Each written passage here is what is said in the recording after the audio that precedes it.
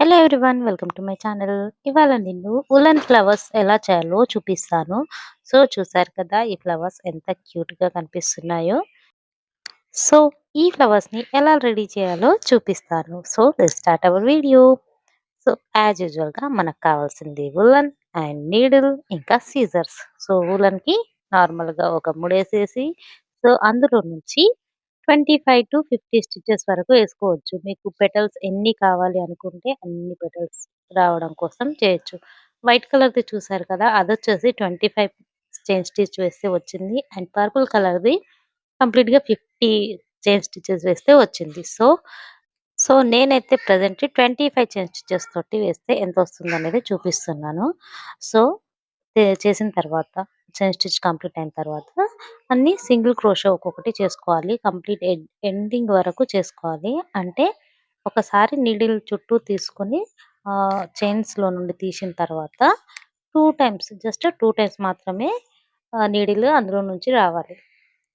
So ఇలా ఎంత complete అయిపోయిన తర్వాత లాస్ట్‌కి పైన స్లిప్ నాట్ వేసేసి 3 సింగిల్ చైన్ స్టిచెస్ వేసుకొని అప్పుడు డబుల్ క్రోషే చేసుకోవాలి.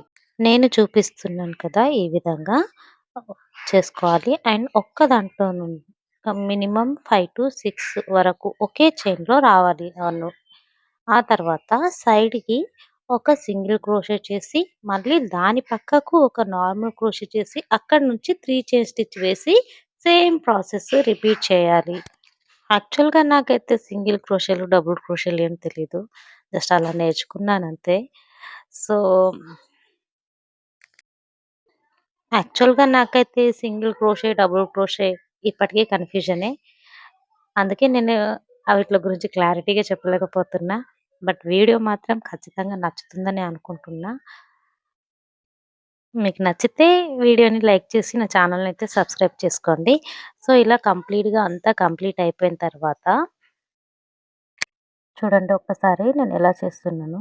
ఒక్క దాంట్లో నుంచి 2 టైమ్స్ ఇక్కడ ఒక సింగిల్ క్రోషే ఇలా తీసుకుంటున్నా. అండ్ సైడ్‌కి గూడా సేమ్ సింగిల్ నార్మల్ క్రోషే చేసి పైన దానిపైనే 3 చైన్ స్టిచ్ చేస్తున్నాను. చూడండి ఈడ 3 చైన్స్ వేసి అక్కడి నుంచే డబుల్ క్రోషే అయితే చేస్తున్నాను. సో కంప్లీట్‌గా ఎడ్జ్ వరకు ఇదే ప్రాసెస్ చేసేసి లాస్ట్‌కైతే నాట్ వేసేసి ఎడ్జెస్ కట్ చేసేసుకుంటున్నాను.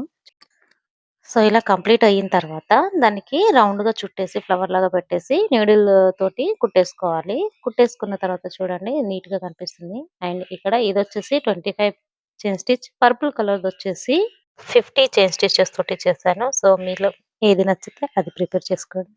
Thanks for watching.